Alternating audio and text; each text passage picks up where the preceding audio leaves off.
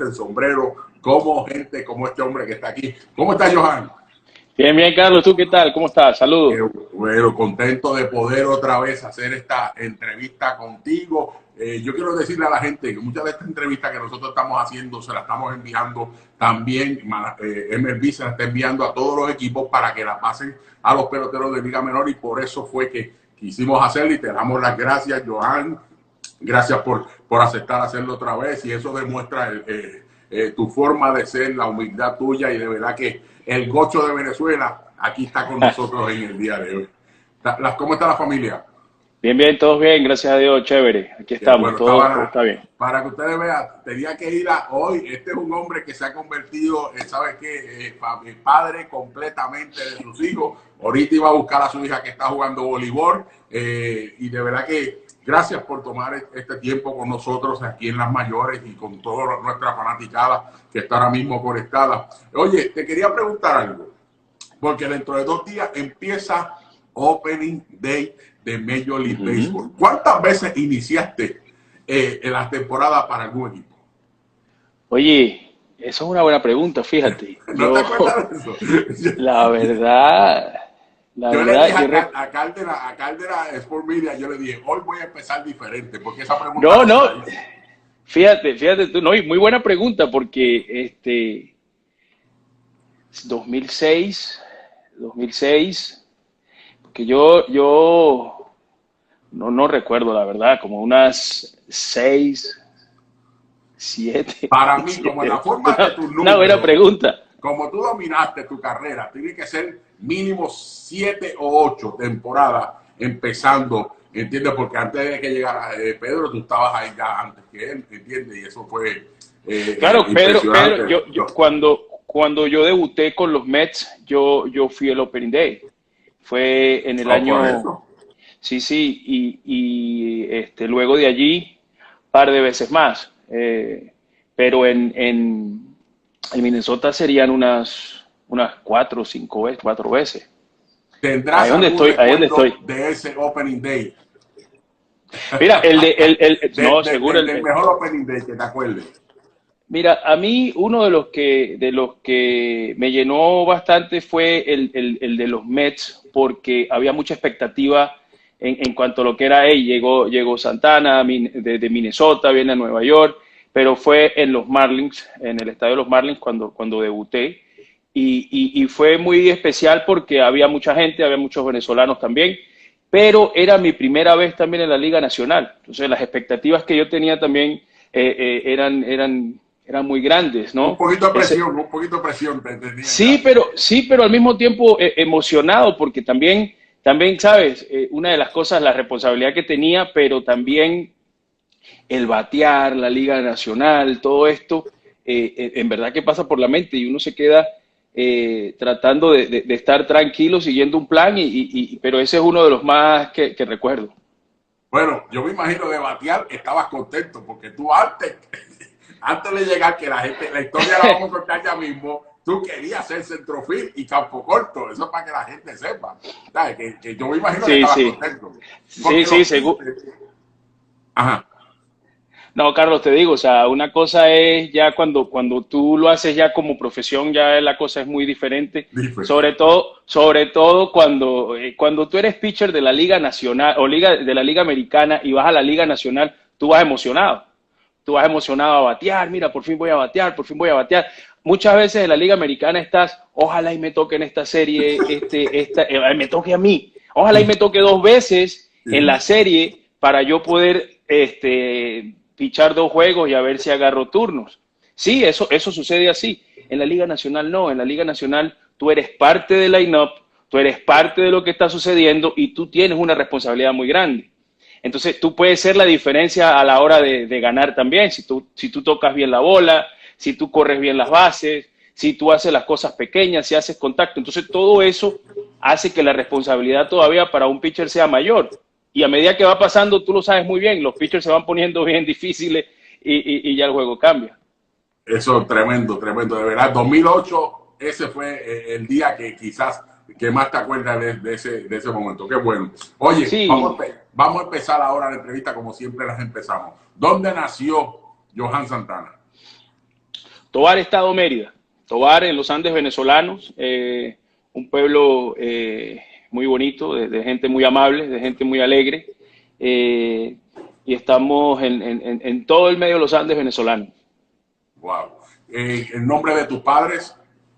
Mi mamá, Hilda del Carmen Araque, de Santa Ana, y mi papá, Jesús María Santana Burguillos, el popular Burgui. Burgui, ok. ¿Tú eres el mayor de los hermanos o cuántos hermanos tienes? No, nosotros somos 5. Está mi hermano Franklin, que es el mayor, 2 años mayor que yo. Luego vengo yo y mis 3 hermanas. 3 hermanas. 3 hermanas.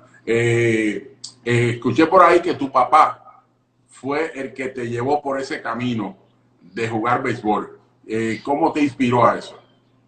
Mira, es que mi papá jugaba, ¿no? En sus tiempos de carrera. Él trabajaba en una compañía de electricidad. De hecho, mi papá es de la costa venezolana, más cercano a Caracas, del estado, bueno, más Barlovento, que es en el estado Miranda, y a él se lo llevaron precisamente jugando béisbol y llegó a los Andes, ¿no? Más o menos tengas una idea, son hoy en día, más de 10, 12 horas en carretera para llegar desde ese punto a Tovar. Y mi papá, pues llegó así, jugando con esa aventura, buscando también de hacer lo que le gustaba, que era jugar la pelota. Entonces, él en sus tiempos nos llevaba a nosotros, a mí y a mi hermano, a ver sus juegos. Y yo simplemente quería ser como él. Mi papá, de niño, a mi hermano y a mí no nos llevó nunca al béisbol infantil, nunca nos llevó a las pequeñas ligas, nada de esto. Pero siempre nos llevaba a sus juegos. Y nosotros siempre, mi hermano y yo jugábamos era con su indumentaria. De allí que yo comencé jugando a lo derecho, porque mi papá es derecho y jugaba shortstop. Entonces, de allí es que viene toda esta cosa, porque yo quería ser exactamente como mi papá, tal cual como es un niño, como es un joven que quiere ser como sus padres. Pero eso te iba a comentar. Me dijeron que tú llegaste al parque con un guante derecho. Era zurdo, pero llegaste con un guante derecho para jugar campo corto. Cuando el coach te ve, entiende que él fue el que te cambió, te dijo, espérate, tú no eres derecho, tú eres zurdo. Así es. Lo que pasa es que, claro, como yo no jugaba béisbol organizado, yo simplemente el béisbol que jugaba era béisbol, digamos, en el barrio, con las pelotas de plástico, en la casa hasta con las muñecas, con las cabezas de las muñecas de mis hermanas.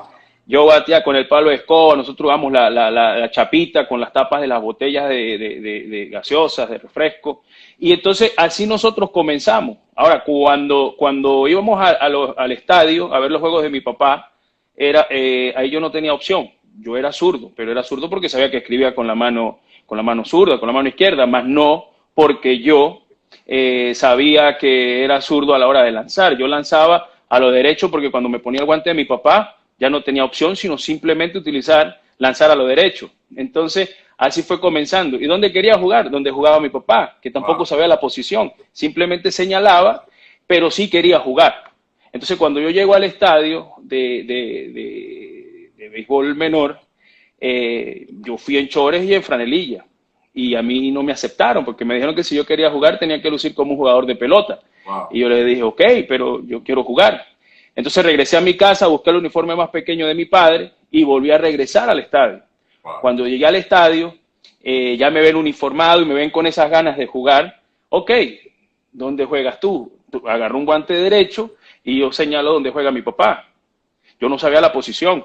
Ahí juego yo. No, yo no me sabía el nombre de la posición. Yo simplemente quería jugar donde jugaba mi papá. Wow. Entonces, así comencé a lo derecho. Yo lanzaba normal, te lanzaba sin ningún problema. Claro, ojo, yo siempre he sido zurdo.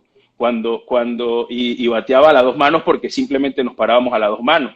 Wow. Pero cuando ya teníamos que jugar más organizado, cuando se presenta la oportunidad, hablando con los entrenadores, de que yo escribía con la mano izquierda, entonces me dan un guante zurdo, ahí el juego cambió totalmente para mí. Ahí sí entendí que yo era zurdo, ya entendí lo que era eso, fui entendiendo muchas cosas. Y ahí te dijeron, vete para el centrofield. Tú vas a jugar centerfield. Ya tiene más oportunidad. No, y es que fíjate esto, es que también eso era lo que a mí me gustaba. A mí me gustaba mucho correr. O sea, a mí me gustaba mucho correr. Entonces, cuando daban el batazo, salí corriendo a buscar la pelota, eso a mí me gustaba. Y así fue que comencé. Y ya cuando fui zurdo, cuando ya me enteré digamos, en el béisbol que yo era zurdo, ya ahí el juego cambió, ya ahí me tenían ya en otra posición y lanzando también desde allá atrás. El campo corto fue por papá, pero al Correcto. outfield, ¿quiénes fueron los peloteros que te inspiraron a jugar allá atrás y que te No, gustó? mira, yo te digo, yo de joven, mi inspiración siempre fue Ken Griffey Jr. y Ricky Henderson. Dos personajes impresionantes como jugaban la pelota y eso a uno le inspiraba y yo quería ser como ellos. Ya cuando yo entiendo cómo es la cosa del béisbol, yo quería jugar al center field como lo jugaba Ken Griffey Jr. y salía corriendo, zurdo. Ricky Henderson como bateaba, como corría a las bases, como él joseaba, como él se movía y se presentaba en el juego. Todo eso se contagiaba y uno lo sentía de verdad como parte de uno. Cuando tú empezaste a jugar béisbol, ¿fue a qué edad? A los 11 años 11 comencé yo. años. 11 años. ¿Y tú representaste a Venezuela, fuera de Venezuela en algún momento?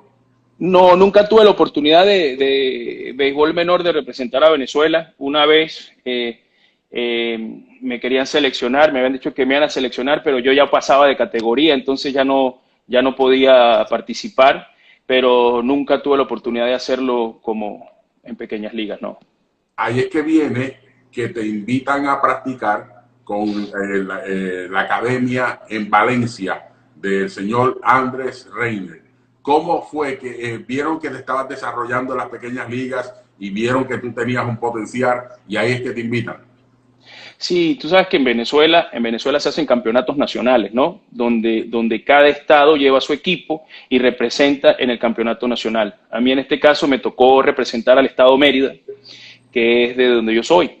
Entonces, en ese campeonato nacional nosotros siempre pues tratábamos de hacerlo mejor. Lo que pasa es que Mérida no es conocido por ser un estado donde se juega el béisbol, es más conocido por un estado donde se juega el soccer, donde se juega el fútbol, donde hay ciclistas, donde hay otra serie de cosas, pero el béisbol no era lo principal. Entonces casi nunca nadie daba nada por ese tipo de equipos. Ahora bien, ese campeonato nacional, ya yo llevaba, ese era mi tercer campeonato nacional que jugaba, y estaba jugando en el center field y también piché par de juegos. Okay. Pero yo no era el pitcher abridor, yo no era el pitcher estrella del equipo, no era yo, era otro el que siempre tenía que abrir el juego número 1. Yo jugaba en el outfield.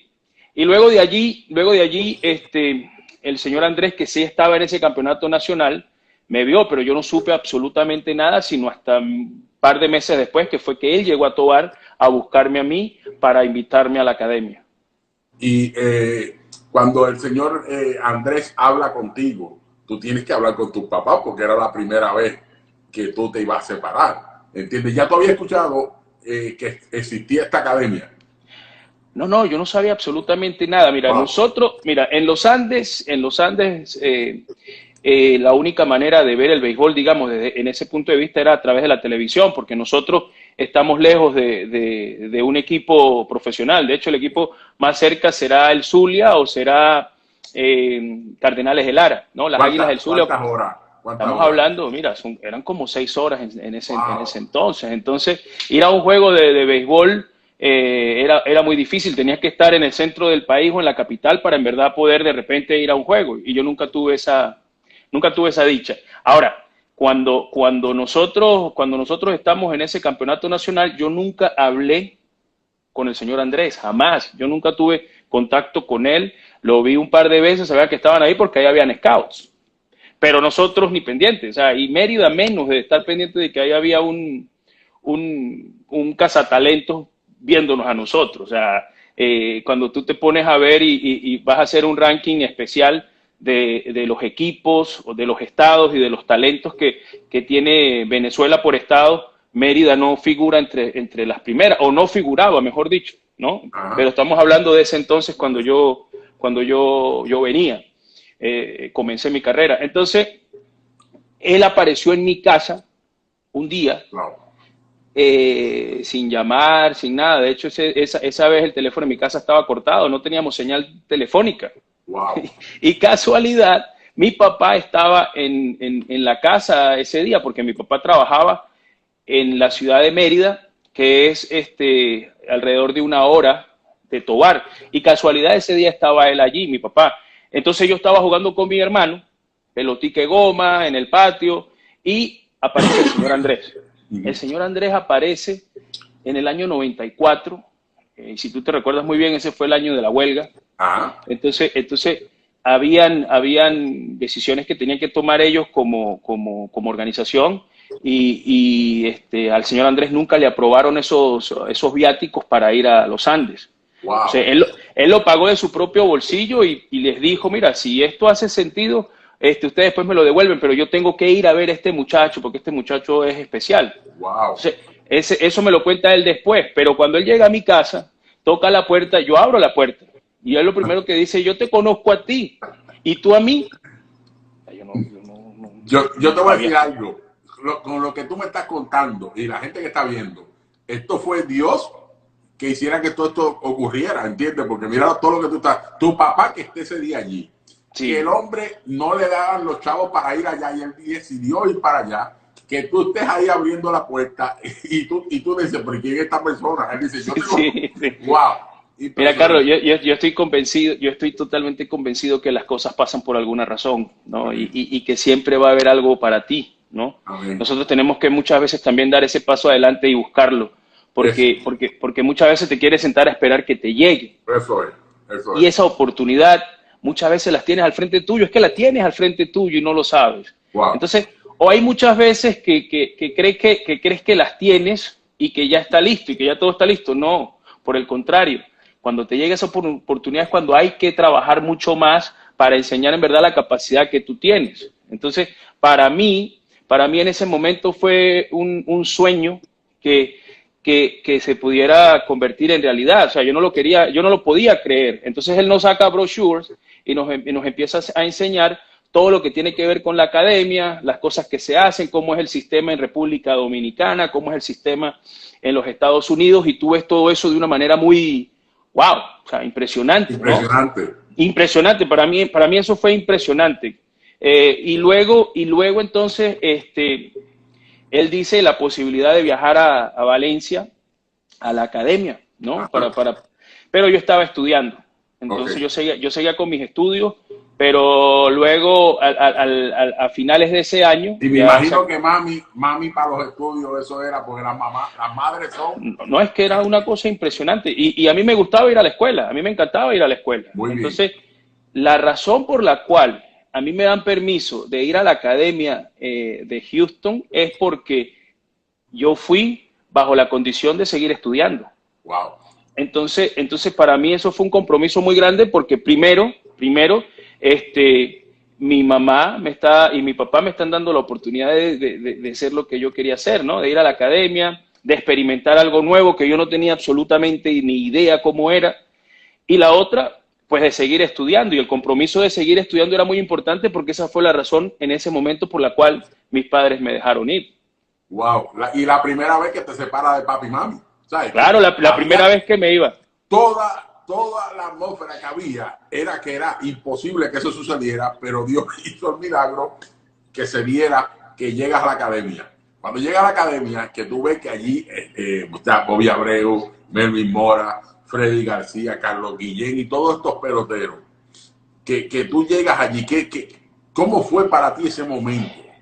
Impresionante. Yo como te digo, todo esto para mí era como si fuera un sueño que poco a poco iba tomando forma, porque conseguirme yo con todos ellos en esa academia, de la manera en que se entrenaba, ¿ok? Que es sí, mucha gente debe entender que cuando tú eres profesional, la manera de trabajar es totalmente diferente a lo que tú puedas conseguir amateur.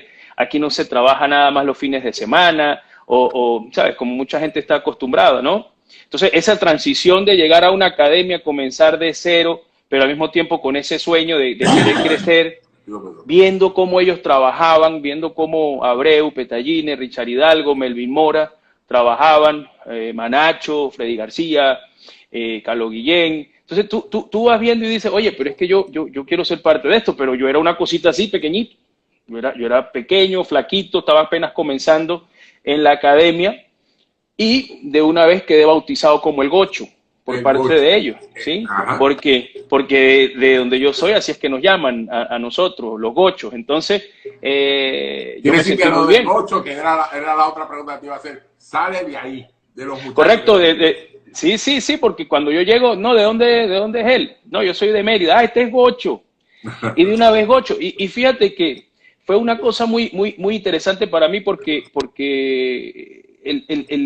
ese sobrenombre o esa manera de identificarte, en verdad a mí lo que más me llenaba de orgullo es porque me identificaba exactamente quién era yo, o quién soy yo, y me llevaba siempre a mis raíces, a mis costumbres, a mis tradiciones, y eso para mí era importante. Llegas a la academia, cuando llegas allí, el señor Andrés Reynel te dice, Carlos, de outfield queremos que tú seas pitcher. ¿Cómo cogiste ese momento cuando él te da esas palabras a ti? Mira, yo cuando yo llego a la academia, por supuesto que él hablaba de ser outfield, de jugar en el outfield, pero también de la posibilidad de pichar, porque él decía que yo tenía un buen brazo. Pero era un buen brazo que en verdad no estaba acostumbrado o preparado para pichar. Pero se sabía que había un brazo. Entonces, yo estuve un par de meses entrenando outfield y te digo, bueno, y te lo comenté la otra vez, o sea, la transición de aluminio a madera, eso fue una cosa para mí. No. O sea, esa fue una de las cosas más difíciles que me pasó a mí como jugador, ¿ok? Agarrar un bate de madera, tener que batear con él, no fue fácil, ¿no? Partí muchos bates, muchos. Entonces mira, ya está bueno ya. Reinaldo, este hombre lo que me está, en vez de traerme algo positivo, lo que me está trayendo es... Bueno, ya luego, después que pasa el tiempo, le decía él a los coaches, yo no sé qué hacen perdiendo el tiempo como outfield, él es pitcher, no estás viendo el brazo que tiene, él es pitcher. Entonces el señor Andrés, luego de allí, él me tomó a un lado, estuvimos hablando y él me dice, mira, yo quiero que tú sepas algo. Yo creo que tú tienes el potencial de jugar en las grandes ligas. Y como outfield, tú puedes jugar en las grandes ligas, pero te va a llevar un tiempo. Ahora, si tú pichas, tú vas a llegar a las grandes ligas en 4 años. Y así fue. Yo comencé a entrenar como pitcher. Fue la transición más difícil que me tocó, porque en verdad pasar no es lo mismo. No, entrenar todos los días como lanzador, el commitment que tienes que hacer, el compromiso que tienes que hacer, la manera que se entrena, los dolores que tienes que pasar en el brazo, en el hombro, en el codo, en el antebrazo, pues llevó un tiempo, pero luego ya después, cuando uno va entrando en la manera de trabajar y vas entendiendo cómo es eso, pues el juego cambió totalmente para mí. Yo me imagino ese momento, esos días con ese brazo. Oye, yo era pitcher, pero jugaba segunda base también antes de firmar. Y un día me dio un dolor en el brazo tan brutal que yo le dije a mi papá, se acabó. Eso fue a los 13 años. Y yo ya había competido, se representaba a Puerto Rico y en todos lados era el mejor lanzador.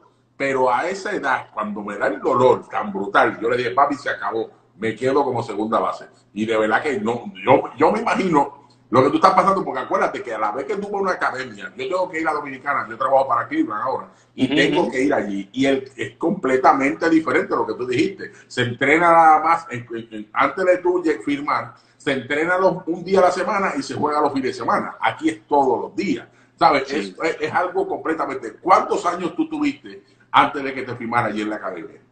No, yo estuve meses. Meses nada más. Yo estaría allí como 6 meses, yo creo, alrededor de 6 meses entrenando. Y por eso te digo, los 2 primeros meses míos de entrenamiento fueron como outfield, lanzando. Ya luego de ahí, cuando comienzo a pichar, ya en un par de meses tú notabas la diferencia, se veía la diferencia. Y claro, eso es dicho por ellos, porque tú como jugador en verdad sientes, ¿ok? Más no te ves cómo está pasando tu carrera o cómo va progresando tu desarrollo a la medida que va pasando el tiempo en la academia. Entonces a mí yo me sentía que sí podía. Yo sentía que sí podía hacer esto, y fue cuando de hecho me tocó hablar con mis padres y yo les dije a ellos, que yo tenía que decidir, que yo hablé muy bien con ellos, yo le dije, mira, yo no puedo hacer ambas cosas, yo no puedo Wow. estudiar y jugar béisbol al mismo tiempo de Una esta decisión manera. bien dura para un padre. Sí lo fue una de las más difíciles porque en ese momento tú te sientes que puedes a lo mejor hacer sentir mal a tus padres Ajá. porque ellos fueron los que me dieron la oportunidad de seguir mi sueño. Entonces yo les dije a ellos que yo sentía personalmente que podía jugar a la pelota, que sí en verdad podía, pero que tenía que hacer o estudiaba o jugaba pelota. Entonces ellos me dijeron a mí que hiciera lo que yo sentía que en verdad podía ser lo mejor para mí. Entonces esa fue una decisión difícil, pero al mismo tiempo excelente porque yo les dije a ellos que yo sabía y sentía, ya estando allí, que podía jugar la pelota. Y que si en verdad yo no tenía la posibilidad de salir a la pelota, pues regresaba a estudiar, porque a mí también me encantaba estudiar. Y si Wow. yo tenía que perder 2, 3 años, no sé, de estudios, pues yo los recuperaba luego. Wow. Y ellos me dijeron, si eso es lo que tú sientes, pues hazlo. Y a las par de meses que ya yo tenía esa decisión y empecé a entrenar, fue cuando firmé mi contrato. Cuando el señor Reinal te dice te quieren firmar, yo me imagino fue un momento de lo más grande para ti. ¿Cómo él te lo dijo? Impresionante. Mira, nosotros estábamos, bueno, en la academia como siempre. Él siempre me preguntaba cómo están mis padres y él me dice, mira, nosotros ya hemos llegado a la decisión de querer firmarte. Wow. Entonces también era, claro, eso no te lo van a decir al momento porque tú sabes muy bien que las firmas pasan es en julio, ¿no? Ajá. Entonces yo era el famoso Julio 2, el famoso Julio, venía meses más adelante, entonces cuando llega julio es cuando yo firmo mi contrato oficialmente, él habla con mis padres vienen, y fue una de las cosas más impresionantes. Él me dijo que me daba la bienvenida ya al béisbol organizado como tal. Cuando surge surge esa firma, te vas a despegar de tus padres, vas a Dominicana.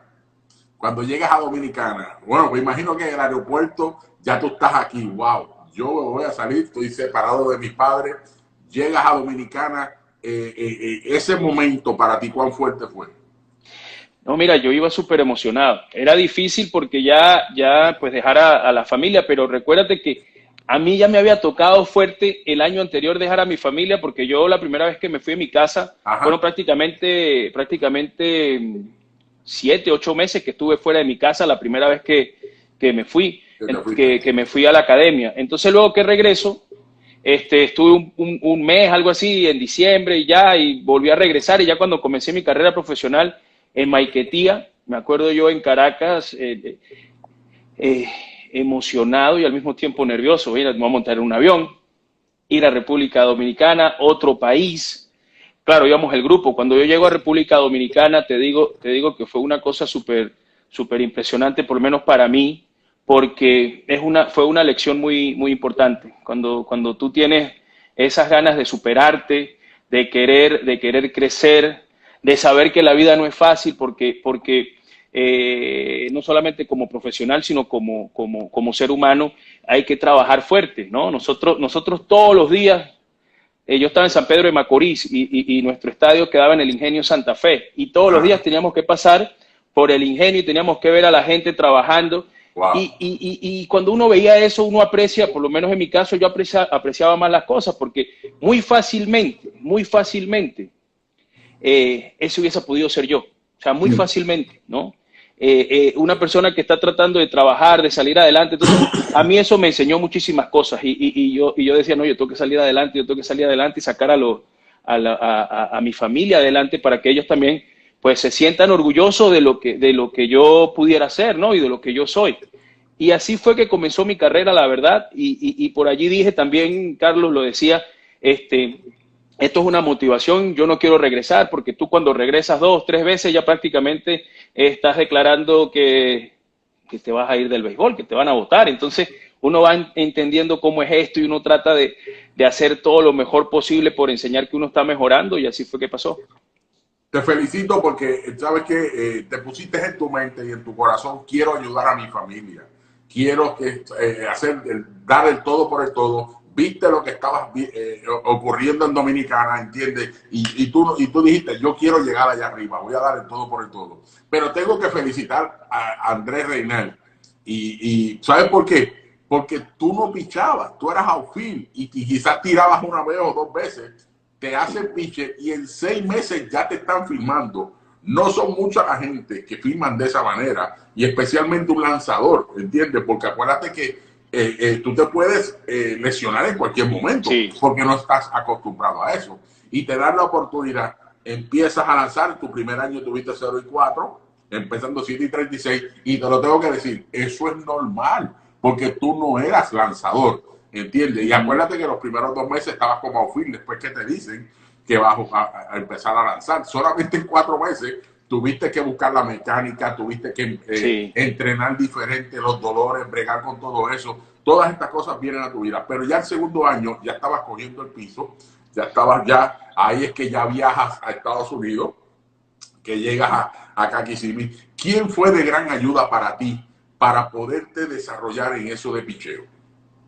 Mira, es que era mucha gente, ¿no? Nosotros cuando trabajamos en Venezuela, yo trabajaba con el señor Pablo Torrealba, que era el que nos llevaba a nosotros, ¿no? Luego en Estados Unidos, pues ya cuando uno llega con el grupo, está con los muchachos, uno comienza a trabajar. Yo recuerdo uno de los pitching coach que yo tuve, Bill Ballou, entendiendo cómo era esto, porque primero tenías que aprender inglés, aponte también en República Dominicana, te iba enseñando cómo era la cosa, ¿no? Pero más que todo para mí era la disciplina y la dedicación que había que tenerle a esto, ¿no? Porque esa era la cosa que yo veía. Cuando uno está en los campos de entrenamiento, tú lo sabes muy bien y a lo mejor mucha gente no lo sabe, ahí hay una competencia muy grande, pero no solamente es que hay una competencia muy grande, sino que habemos cantidad, no solamente de lanzadores, sino de jugadores de posición.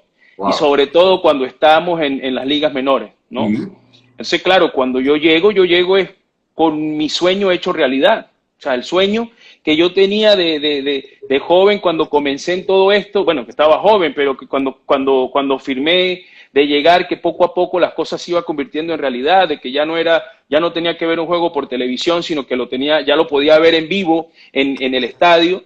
Entonces, poco a poco, eso uno lo va utilizando como motivación. Y yo salía a correr. Todo el mundo salía a correr, yo salía a correr. Había que lanzar bullpen, había que escuchar. Si yo no sabía, yo hacía una pregunta. Entonces, a partir de allí, yo fui creando esa manera de ser en el terreno. La verdad, eso fue. Y siempre pendiente de los veteranos. Yo siempre, por ejemplo, le preguntaba a Freddy García. Freddy García era muy importante porque Freddy en Houston, Freddy es una gran persona. Entonces, él siempre estaba pendiente y si uno le hacía una pregunta, mira, esto es así, esto es allá, ya él tenía un par de años más que yo en eso y él entendía exactamente cómo era eso. Cuando llega a la rookie, él ya estaba en AA. Eso son la gente que ayuda a uno. Lo hicimos nosotros. Tú lo hiciste también con muchos peloteros jóvenes que llegaban a eso de todo esto. Llega que tus primeros 3 años estás con la organización de Houston. Llega y el equipo de Minnesota te coge en el Rule 5. ¿Qué pasó por tu mente cuando ocurre eso? Mira, yo no lo podía creer, primero, porque tú sabes que vuelvo a lo mismo, ¿no? Cuando todo lo que me pasó en Houston, desde que firmé, desde que salí de Tovar, tú pensabas, por ejemplo, a mí nunca se me olvidaba cuando él nos hablaba, el señor Andrés nos hablaba del Astrodome en Grandes Ligas y uno se imaginaba que mañana iba a estar allí si lo hacía bien. Y de repente me toca esa situación de ya mi 4º año de pelota, me dice Phil Regan, me dice a mí en Venezuela, mira, tú vas a estar el año que viene, ya se está terminando el año 99, tú el año que viene vas a jugar en Grandes Ligas. Wow. Y vas a jugar en Grandes Ligas con Minnesota. O sea, yo no sabía, la verdad, yo en ese momento no entendía nada, porque ahí tienes que hablar ya de cosas que pasan con el draft y todo eso, y yo de verdad no lo sabía. Ahora, ¿por qué? Entonces, Carlos, yo fui de los Marlins de Florida. Yo estuve con los Marlins de Florida por 30 minutos. 30 minutos. Sí, lo mío fue un cambio arreglado antes del draft de la regla 5 de diciembre del año 99. Así le pasó a Bob Abreu también, ¿te acuerdas? Bueno, Que también bueno, fue... correcto. Ajá. Bueno, Minnesota escogía de segundo. Wow. Perdón, Minnesota escogía de primero y los Marlins escogían de segundo. Y Mira eso. Los Marlins estaban interesados en otro pitcher, en otro lanzador. Ajá. Y ellos estaban, y claro, ese lanzador ya tenía más experiencia, ese jugador había jugado creo que en AAA, y yo no, yo venía de la clase A media, de la clase A media, yo no, ni siquiera había jugado clase A fuerte. Entonces, Minnesota hizo un acuerdo con los Marlins donde ellos iban a escoger al que los Marlins querían. Okay. Pero el arreglo era que los Marlins tenían que escogerme a mí y luego cambiarme a Minnesota por $50,000. Mira eso. Wow. Entonces eso fue lo que hizo. Como los Marlins querían tanto al otro pitcher, yo prácticamente, para hacer el cuento más corto, llego a Minnesota gratis, porque si ustedes saben, en la regla 5 hay que pagar $50,000 al equipo donde tú vienes. Eso es así. Bueno, pues los Marlins le pagaron a Minnesota $50,000 y mi persona por el que ellos quisieron en ese momento. Yo te voy a decir algo. Ya ellos veían algo en ti diferente, pero eso que ellos veían en ti, ¿sabes dónde lo vieron? Y quiero que me cuentes cuán importante fue jugar Winter Ball en Venezuela, con el equipo de los Magallanes. Cuán importante fue esos añitos que tuviste allí para el desarrollo tuyo. Así es, yo siempre le voy a dar crédito a la Liga Venezolana porque fue en verdad donde yo pude no solamente desarrollar mi talento, ¿no? como lanzador, sino competir. Porque no solamente es, mira, yo lanzo 100 millas por hora, yo nunca lancé 100 millas por hora, o sea, yo nunca lancé, en un día bueno llegaba a las 95 millas, sí, bien, pero yo sabía que no era la velocidad, ¿no? Sino era saber utilizar la zona de strike como abridor en situaciones donde tú tienes que enseñar de qué estás hecho. Y eso fue lo que me pasó a mí en la Liga de Invierno en Venezuela. Y así sabes tú que son las ligas de invierno en Puerto Rico, en República Dominicana, en México, donde se juega el béisbol. La competencia es muy grande y es exigente. Entonces, tú de joven estás ya en ese ambiente y así lo quieres. Entonces, cuando tú llegas a los Estados Unidos y tú vas a las otras ligas, vas a clase A, la cosa ya no es igual. Ya no es igual y están todos al mismo nivel tuyo desde el punto de vista de la liga donde estás. En cambio, en Venezuela, por ejemplo, en mi caso, tú tenías grandes ligas, tú tenías AAA, tenías AA, clase A. ¿Qué pelotero tenías ahí en los Magallanes? Mira, ahí estaba Edgardo Alfonso, estaba Álvaro Espinosa, estuvo ahí también, Carlos Guillén, Richard Hidalgo, Melvin Mora. Era un equipo que en verdad tú tenías que, oye, estar a la par con tus compañeros, ¿no? Eso. Entonces eso no era fácil, pero al mismo tiempo era emocionante. Me imagino esa guerra con los Leones del Caracas, con los Cardenales de Lara, me imagino que eso era muerte, porque Venezuela es lleno. Sí, eso era muerte y eso era una pasión total, es pasión total. Entonces esa pasión tú la vas entendiendo, pero tú te entregas a eso. Cuando tú lo entiendes, cuando tú analizas y tú ves, oye, yo tengo que hacerlo. Ahora, tú haces eso ya es de manera natural, de manera normal. Yo siempre he dicho algo, Carlos, mira, hay una cosa muy importante que siempre me gusta decirlo y sobre todo a los jóvenes que de alguna manera quieren pues empezar en la pelota o que ya tienen un tiempo en la pelota y a lo mejor a veces sienten que no les está yendo bien. Señores, cuando ustedes salgan allá afuera a jugar, háganlo lo mejor que usted pueda. Entréguese, porque usted nunca sabe quién lo está viendo. Wow. Entonces eso es importante. Muchas veces creemos que ya lo sabemos todo y no es así. Tú vas a ver cómo hay mucho talento allá afuera y que es muy buen talento. Eso es así. Pero ya creen que el talento lo es todo y así no es. No lo es. Entonces, y hay otros con menos talento que poco a poco van entendiendo, escuchan, aprenden, aceptan, mejoran. Y cuando tú mejoras, te pones en una situación de ser exitoso. Entonces, cuando tú haces todas esas cosas, tu carrera cambia. Carrera cambia. Entonces, ¿cómo explicas que alguien que por ejemplo, hablando, no sé, desde el punto de vista, voy a hablar por Latinoamérica, ¿no? Porque nosotros en Latinoamérica tenemos academias o tenemos la liga de invierno, no tenemos el draft en la escuela, ¿no? Donde te van rankeando exactamente de acuerdo a la posición que tengas y ya los equipos después escogen. Ajá. Allá no. En Latinoamérica no. En Latinoamérica tú tienes que trabajar para enseñar en verdad lo que tú tienes. Wow. Y no solamente eso, que tienes que trabajar para enseñar lo que tú tienes, sino que tienes que enseñarlo mucho más. Eso es así. Pero señores, yo les digo algo, eso no es todo. Eso simplemente es el inicio de una carrera maravillosa, esperemos que sí. Y hay otros que empiezan menos, que empiezan a 2 o 3 pasos más abajo de aquel que empieza así. Te lo digo por experiencia propia, hablo por una vivencia mía propia. Entonces tú vas trabajando y poco a poco vas entendiendo, vas viendo lo que está pasando, preguntas si no sabes, Ajá. aceptas las cosas, ¿ok? Y poco a poco vas a ver cómo tú vas mejorando. Es pasos sólidos y vas viendo cómo a medida que va pasando el tiempo le vas pasando inclusive a aquel que era el que tenía el que era el prospecto, el que tenía el mejor talento, pero tú subiste con bases sólidas. Y creo que ese es el punto más importante que muchas veces cuando somos jóvenes o cuando se firma un contrato, creemos que ya porque firmamos el contrato ya eso es, y eso no es así. Poco a poco tienes que trabajar. Para mí, Winterboro fue lo que me dio la oportunidad del cambio de San Diego, que no me quisieron subir ese año a Grandes Ligas, que había tenido un buen año en AAA. Voy a jugar Winterboro, quedo jugador más valioso, y de ahí hacen el cambio para Cleveland. La verdad que para mí Winterboro fue lo más grande que me pasó a mí en mi vida, me dio la oportunidad. Tú tuviste un pitching coach que Grandes Ligas, que es más, el año pasado hizo un trabajo brutal con el equipo de los Mets de Nueva York, que se llama, me dijiste el nombre ahorita. Phil Regan. ¿Él era el dirigente o el pitching coach? Él era dirigente. Es que Phil es una cosa impresionante. Él era dirigente, Phil estaba con el Caracas, luego con el Magallanes, pero lo que tenía Phil es que el conocimiento, y muchas veces muchos no lo entendían.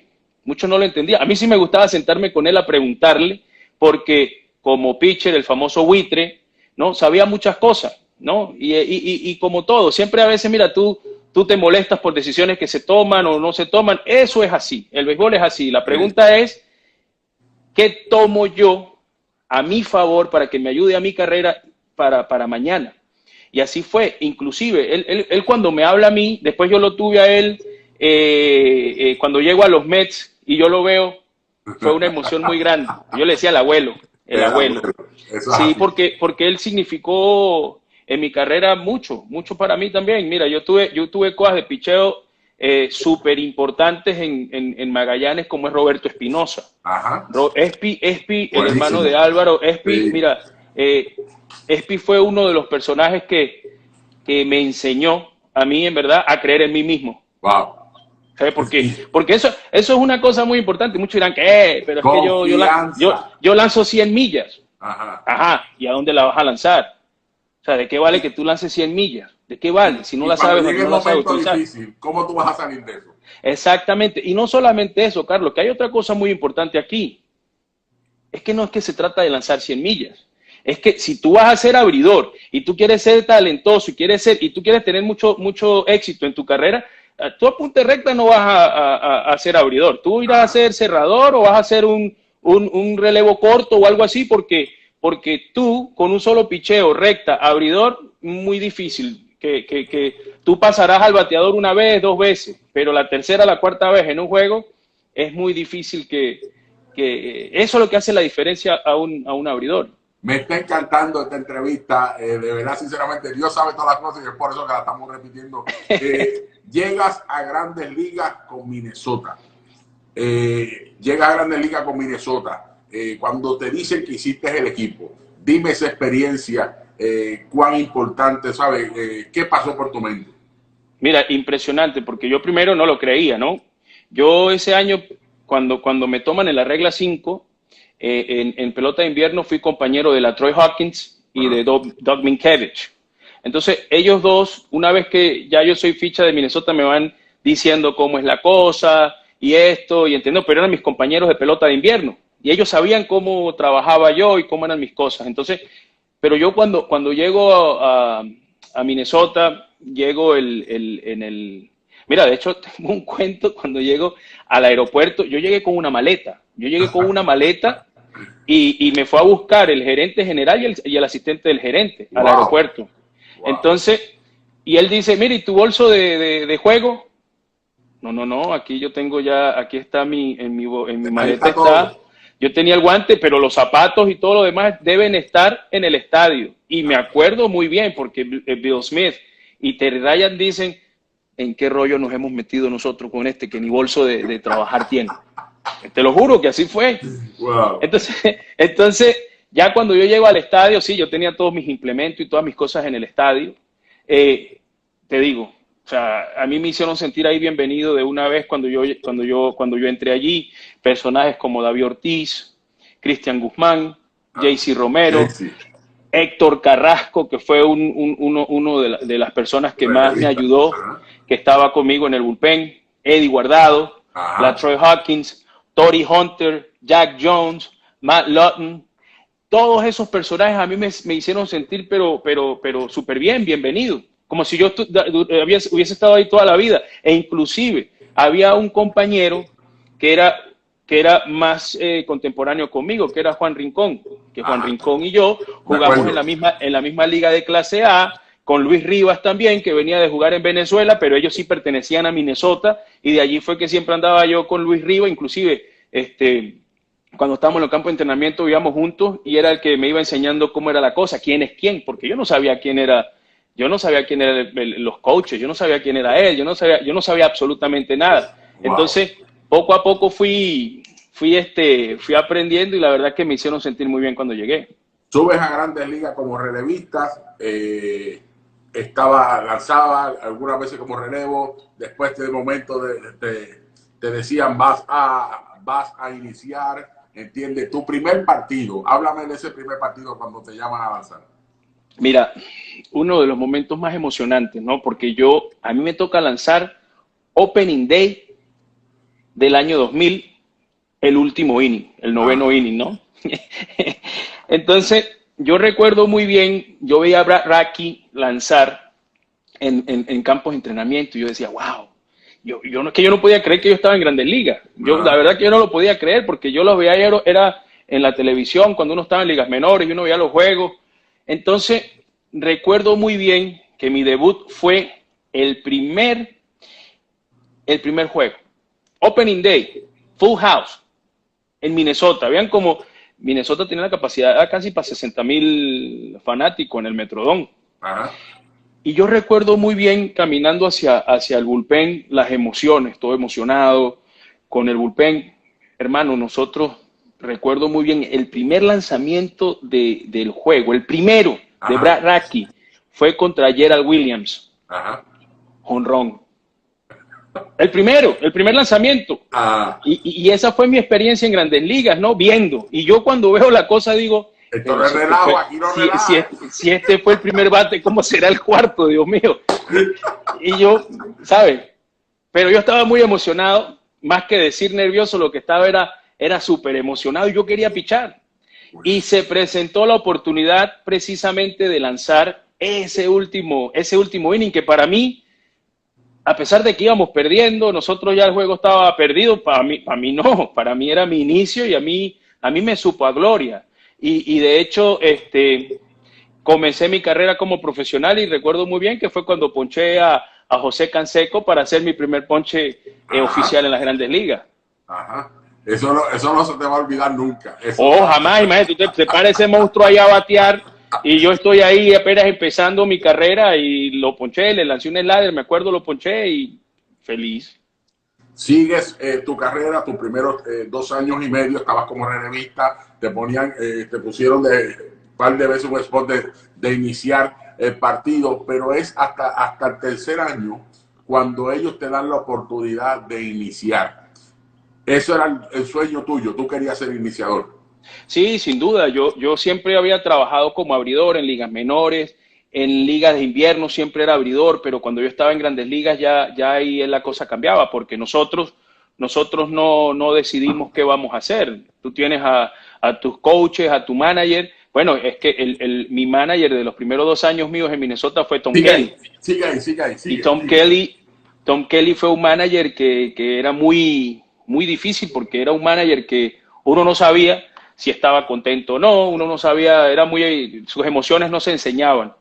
Entonces poco a poco fui haciendo mi trabajo hasta que me gané ese puesto, y fue a partir del 2002, a mediados del 2002, cuando ya comencé como abridor, ya de una manera más continua, pero fue a mediados del 2003 cuando en verdad ya yo me establezco como un abridor al 100%.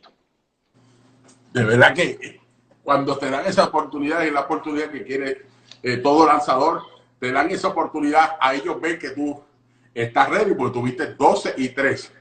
Pudiste lanzar más entradas todavía. Yo digo que siempre Dios tiene un plan con cada uno de nosotros. Te llevaron suave hasta que estuvieras ready, y mira los números que pusiste. 12-3, cuando lanzaste 108 entradas, creo que fue la que lanzaste. Sí, después... de hecho eso fue un proceso para yo llegar ahí, porque yo recuerdo muy bien, en el año 2003 me dicen, en Spin Training del 2003 me dice, bueno, Johan, queremos que sepas que vas a ser abridor. En Spin Training, me acuerdo muy bien, ese día era mi cumpleaños, y ese mismo día, o mejor dicho, al otro día era mi cumpleaños, y esa noche firmaron a Kenny Rogers y lo trajeron a Minnesota. Claro, wow. Fue una adición muy grande. Nosotros veníamos de jugar los playoffs en el año 2002, el año anterior, perdimos contra los Angelinos, la Liga Americana, ¿no? Entonces, recuerdo muy bien que trajeron a Kenny Rogers, y pero si me dijeron ayer que yo iba a ser abridor, y cuando yo llego al estadio, que llego, ¿sabes? Yo llego molesto, por supuesto, porque me acaban de decir algo y ahora me lo cambian. Entonces, el cual pichó habla conmigo, no, mira, no lo tomes así, nosotros queremos que sepas que si tú estás en el bullpen, nosotros somos más fuertes. Y nosotros ya somos un equipo que estamos compitiendo, y Kenny Rogers nos va a ayudar a nosotros como abridor.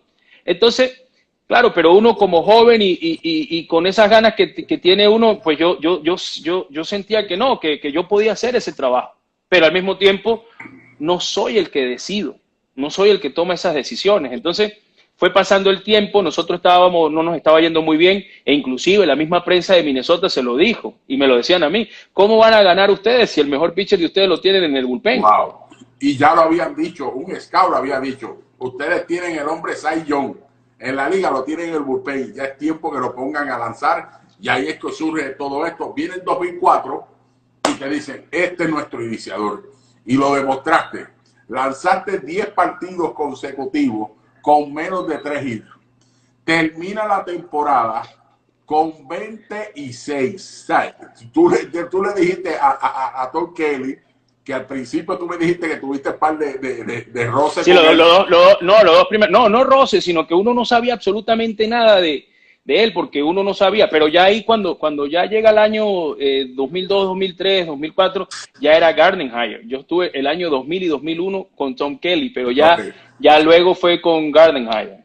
Y ahí fue que tuviste más relax. Algunas veces, es verdad, hay dirigentes que cogen a uno y tú no juegas relax. ¿Sabes? Yo digo que como tú como dirigente tienes que darle confianza al pelotero, entiende, y saber que cuando tienes que jalar la soga, la jala, pero más es darle confianza, ayudarlo, apoyarlo, siempre ser sincero y hablar con respeto, entiende, para que él te dé ese mismo respeto a ti. Pero qué bueno que Gardenhire te dio esa oportunidad y demostraste el calibre que tú tenías, que mucha gente ya lo veía, teniendo esa temporada 26. Oye, no, solamente, y te quería decir, rompiste el récord de ponche, 265 ponches que lo tenía Rick Sutter, Bird by Devin, en esa temporada. Los números que tú pusiste ahí fueron números espectaculares. El cambio de velocidad, que me acuerdo que te habían bajado para que lo volvieras a recuperar, lo recuperaste, y fue el picheo grande para ti. ¿Cuán importante fue ese cambio y quién te enseñó ese cambio? Mira, ese agarre yo lo tenía cuando estaba en ligas menores, lo fui perfeccionando, lo fui mejorando, porque cuando en el año 2002, cuando a mí me bajan a AAA, yo trabajé con Bobby Cuellar, ¿no? Bobby Cuellar, él era el cual pichó de AAA. Y digo, Bobby, a mí me mandaron para acá supuestamente porque quieren que yo sea abridor. Y yo quiero ser abridor. Y yo puedo lanzar el cambio, pero yo lanzaba más el slider, la recta, el sinkercito ese pequeñito que tenía. Pero el cambio, yo sentía y sabía que si yo adicionaba el cambio, y no solamente que era que lo adicionaba, sino que si lo manejaba bien, si le tenía dominio a ese picheo, iba a ser más exitoso porque ya tienes un tercer picheo que lo dominas en cualquier situación, y eso fue lo que yo hice. Y poco a poco lo fui llevando. Cuando yo llegué a Grandes Ligas, seguí trabajando con Rick Anderson, que fue al que yo le doy todo el crédito, en verdad, desde que yo estuve en Minnesota desde el año 2002 hasta que me cambiaron, porque con él fue que yo trabajé. Yo no paraba de trabajar.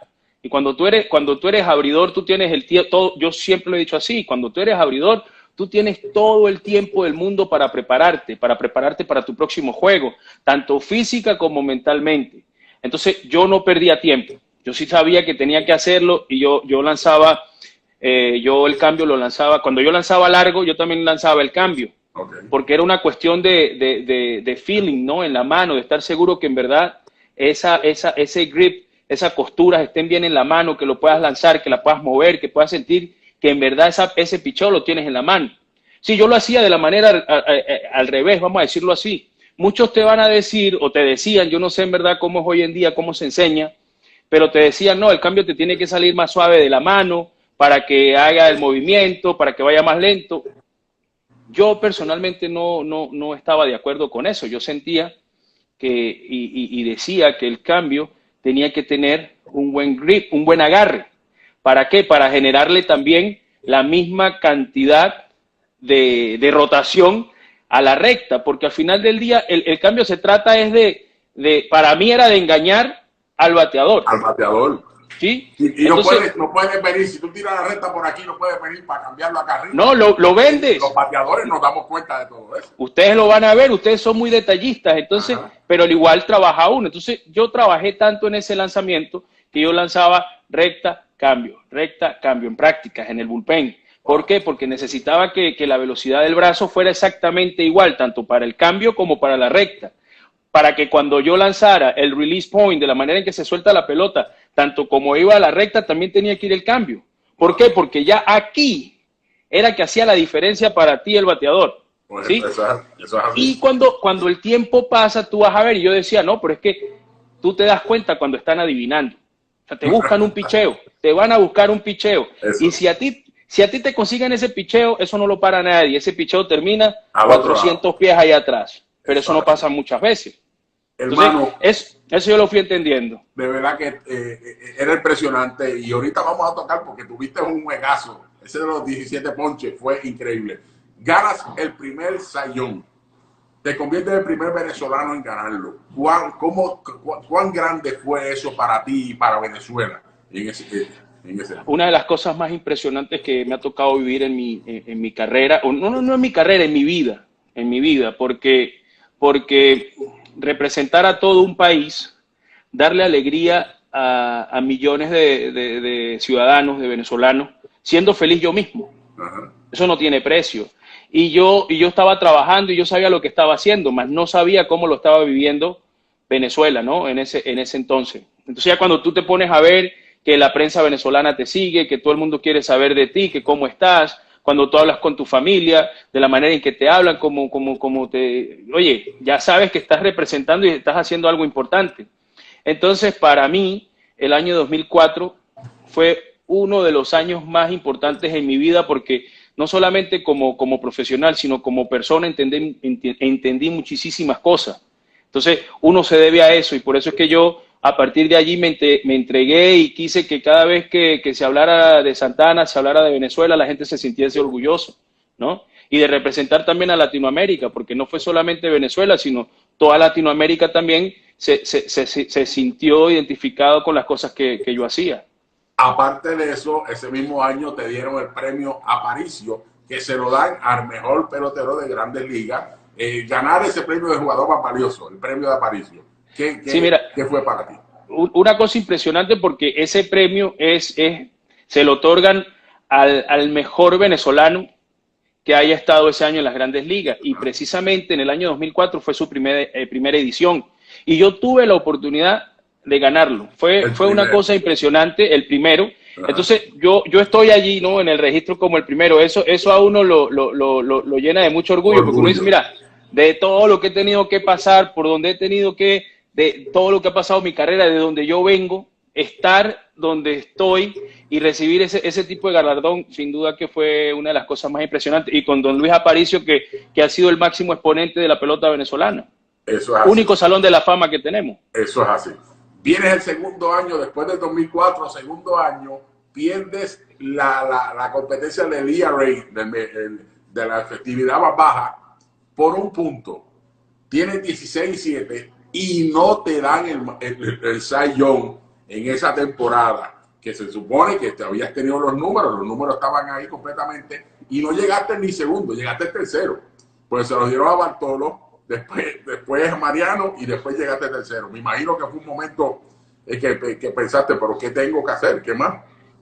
Bueno, es que mira, yo la verdad, y siempre lo he dicho, Carlos, yo no sé qué criterios se utilizan para otorgar ese tipo de premios. Yo no sé si a ti te dicen desde el principio de la temporada, mira, el que se gana el sayón es el que más gana juegos, pues ya tú sabes que es el que más gana juegos. Y si tú no fuiste el que más ganaste, pues tú perdiste. Ajá. Pues es el que más domina, es el que más poncha, es el que tiene la efectividad más baja. Uno no sabe, esos son criterios que siempre van cambiando y son criterios que tienen ellos que ni siquiera muchas veces, con todo el respeto, ni ellos mismos saben por qué hacen ese tipo de cosas, con todo el respeto del mundo. O sea, es simplemente mi opinión. Ahora, te digo algo, yo ese año 2005 lo que yo quería era enseñar que lo que había pasado en el 2004 no había sido casualidad, que en verdad yo había establecido mi trabajo y mi manera de ser y de pichar, y que ahí había el gocho que en verdad podía hacerlo. Y te digo otra cosa, cuando tú miras los resultados, yo quedé tercero, es verdad, pero fue Latinoamérica, los tres primeros fuimos latinos. Entonces eso creo que tiene Bartolo, Mariano y mi persona, yo creo que eso tiene un valor muy importante en lo que nosotros hacemos. Esa es la humildad que te hace grande a ti, de tú reconocer eso y poder aceptar que Bartolo latino, también Mariano Rivera, que bueno, el mejor cerrador de la historia, estaba ahí también contigo luchando. Pero vienes en el 2006, 19-6, 2.77 efectividad, vuelves otra vez a ser el líder.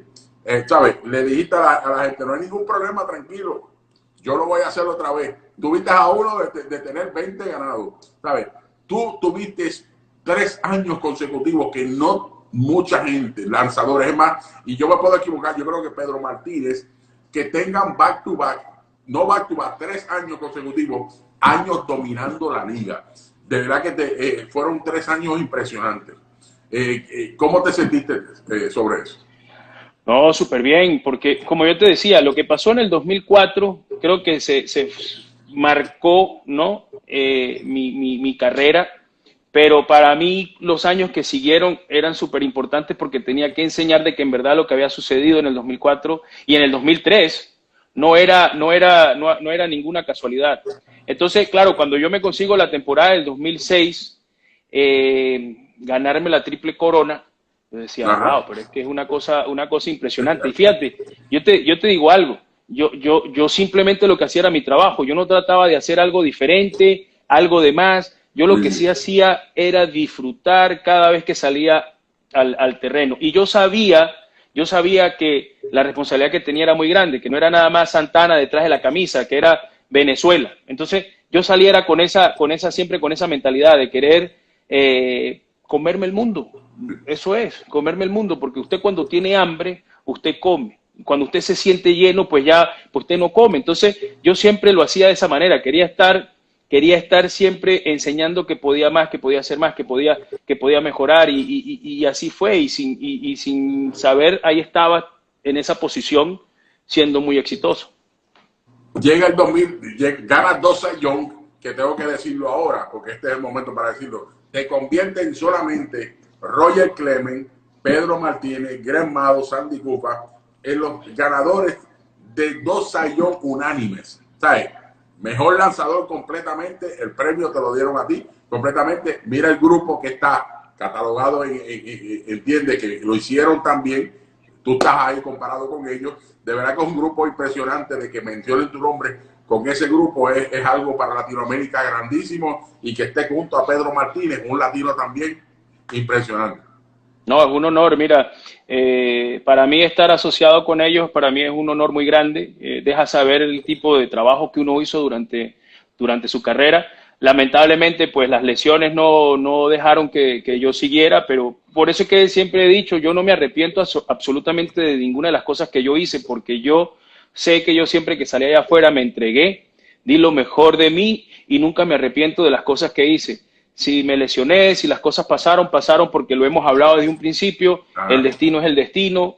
Yo siempre que estuve allí, cada oportunidad que tuve la aproveché al máximo, hice lo mejor que pude, pero Dios me decidió que ya estaba bien, que yo tenía que a lo mejor de otra manera seguir adelante, que tenía que estar en mi casa con mi familia, con mis hijos y con mi esposa. Así lo acepté, así lo asumí, que tengo que ser una persona normal, común y corriente, así soy. Bueno, ya ajá, hablabas tú, yo tenía que ir a buscar a mi hija ajá. a voleibol. Son las labores que hace un padre.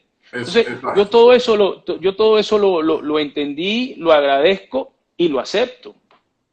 Oye, viene 2007 y tienes un partido que me imagino que te encantó el video que te hicimos. Sí, sí, Ese, sí, sí, ese video y la excelentísimo. música que te Me trajeron puso grandes memorias y con Daddy Calderas Yankee, cuando estaba Montilla, sonando ¿verdad que Daddy te Yankee, la pasó? gasolina. Sí, porque yo escuchaba mucho, cuando estaba en Minnesota, a Daddy Yankee, era la manera de nosotros prepararnos y la gasolina era una de las canciones que siempre poníamos previo a cuando yo estaba preparándome antes de comenzar el juego. Cuando Caldera me dice, oye, la música que a él le gusta es la de la Yankee, eso es lo que vamos a hacer. Pero me encantó ver ese juego. Para mí fue impresionante cómo se te caía ese cambio, cómo yo veía a los bateadores que estaban frustrados completamente. Ese tiene que ser uno de los momentos, aunque después, ahorita voy a hablar del nojita que tiraste con los Mets. Pero ese juego, Kiki, esos dos partidos, de los 17 ponches al nojita con los Mets, ¿cuál de los dos para ti fue el más grande? Mira, es que son dos juegos diferentes y para mí o sea, de la manera que yo lo veo, creo que no es justo compararlos porque el no-hitter fue una de las hazañas más importantes que yo he conseguido en mi carrera como jugador, ¿no? Y no por lo que representó para Nueva York, para la ciudad, para el equipo, para mis Por ahí está compañeros, para Espinosa, los te manda fanáticos. saludos. Ah, igual es, saludos, un abrazo. Y te digo que ese día en verdad yo no me sentía al 100% bien. De hecho, Wow.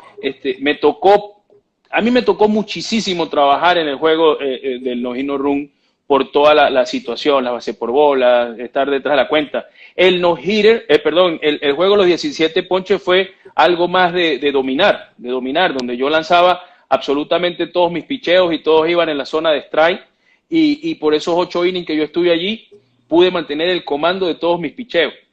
Y allí es cuando tú ves, por lo menos cuando tú ves ese juego, y si tú lo analizas, y si los jóvenes se sientan a ver ese juego, ahí pueden ver cuando tú no solamente estás encima de tu juego, sino cuando tú en verdad entiendes qué es ser lanzador, cómo es cambiar la velocidad, cómo es localizar tus picheos, no es lanzar 100 millas por hora.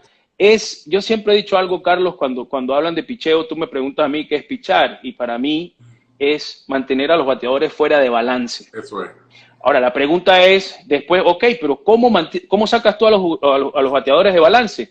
Cambiando velocidad, cambiándole el ángulo de los picheos. Ajá. ¿Cómo cambia la velocidad? Bueno, tú tienes que lanzar el cambio, pero es que no solamente tienes que lanzar el cambio, sino que tienes que dominar tu recta.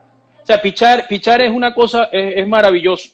Y uno se sienta y uno lo puede explicar para simplificarlo, ¿no? Porque yo te puedo decir, no, pichar es lanzar strike ya y hacer out. Y Ajá. ahí te dejo. No, no, no. A mí me gusta explicar para entender lo que son las cosas para que mañana te haga sentido y que cuando tú te pares allí entiendas qué es lo que está pasando.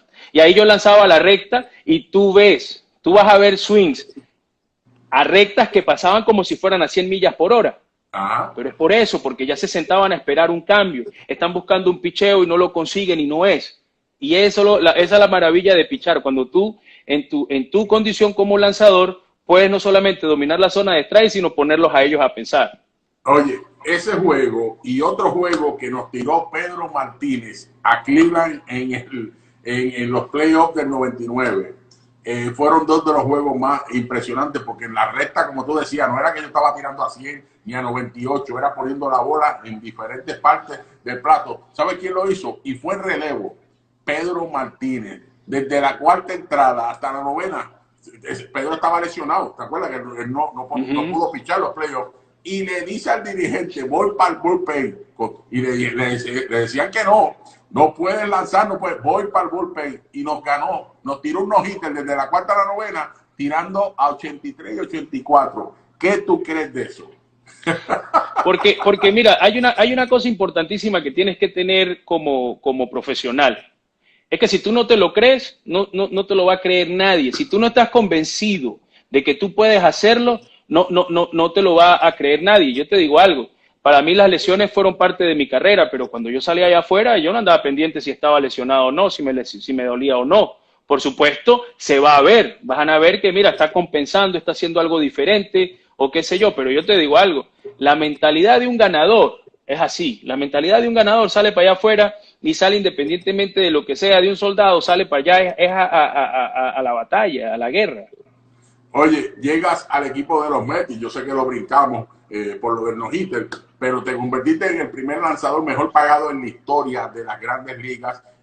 Tus números pusiste ese mismo año que firmaste ese contrato, 16-17, lideraste la liga en efectividad, en juego, en innings lanzados, hiciste un trabajo brutal. Mucha gente, tú comentabas que ese no-hitter fue lo que te causó la lesión. Me lo comentaste en un momento dado, que mucha gente comentaba, pero de la llegada a los Mets vinieron muchas lesiones y hizo que tu carrera se acortara. Jugaste 12 años en las grandes ligas, pero para mí los números en los años que tú jugaste en las grandes ligas fueron impresionantes. Tengo que mencionarlo.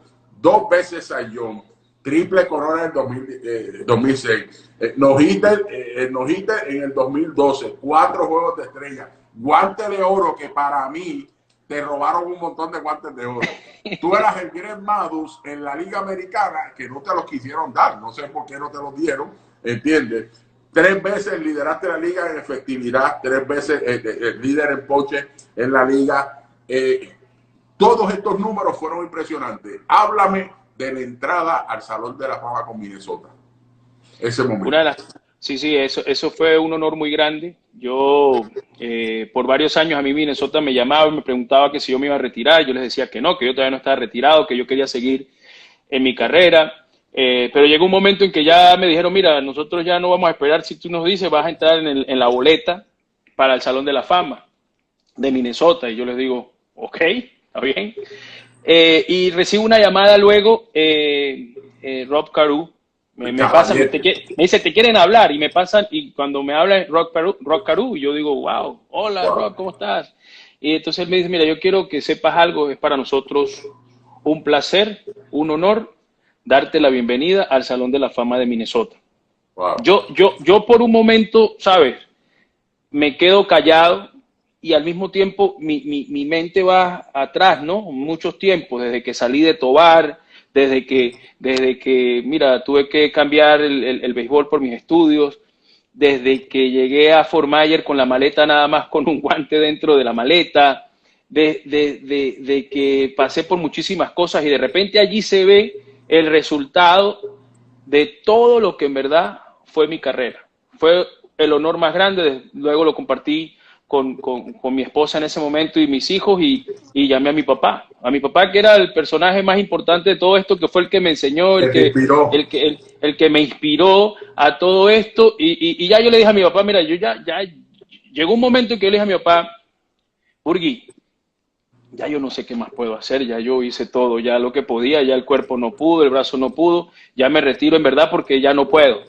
Y yo espero que pues te hayas sentido contento por todo lo que pasó en esta carrera y así fue. Y de verdad que cuando uno piensa en todo eso, los recuerdos son bonitos y muchas emociones, porque uno se alegra, llora de todo lo que uno ha podido pasar en toda su carrera y estar allí, ¿no? Y cuando caminé en Minnesota al Salón de la Fama, cuando están haciendo la introducción, yo lo primero que dije fue, mira, yo para aceptar entrar al Salón de la Fama primero tengo que hacer algo, me tengo que retirar y oficialmente me retiro, o sea, en el medio de la celebración me retiro y entonces le dije, pero quería hacer una última cosa, en vez de yo hacer ese lanzamiento, ese último lanzamiento, yo quería que lo hiciera mi hijo.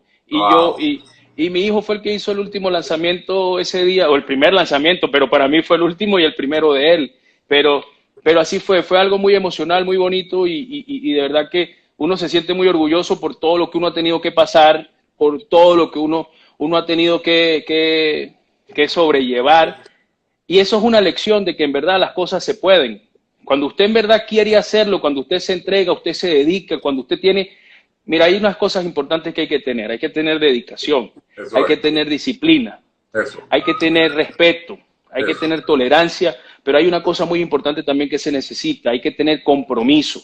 Wow. Entonces, si usted se compromete con usted mismo, usted va a estar bien con los demás. Entonces, así me pasó a mí, así lo viví y fue mi experiencia durante toda mi carrera y al final del día ves esos resultados así.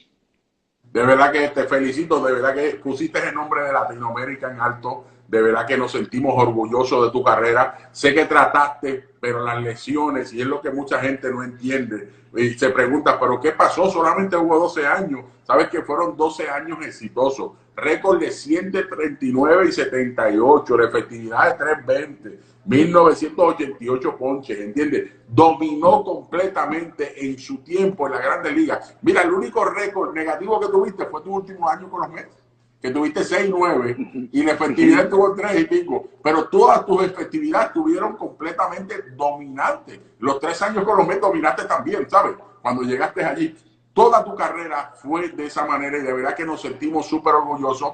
Para mí, tienes que estar en el Salón de la Fama de las Grandes Ligas. Yo le pido a Papá Dios que te dé esa oportunidad y que te abra esa puerta, porque tú me acuerdas a Pedro Martínez. Yo tuve la oportunidad de jugar con él y de verdad que no son gente de 6'5", 6'4", como tú ves todos estos lanzadores. Fueron peloteros que lo que medían eran 5'10", 5'9" o 6 pies, no sé cuánto tú mides.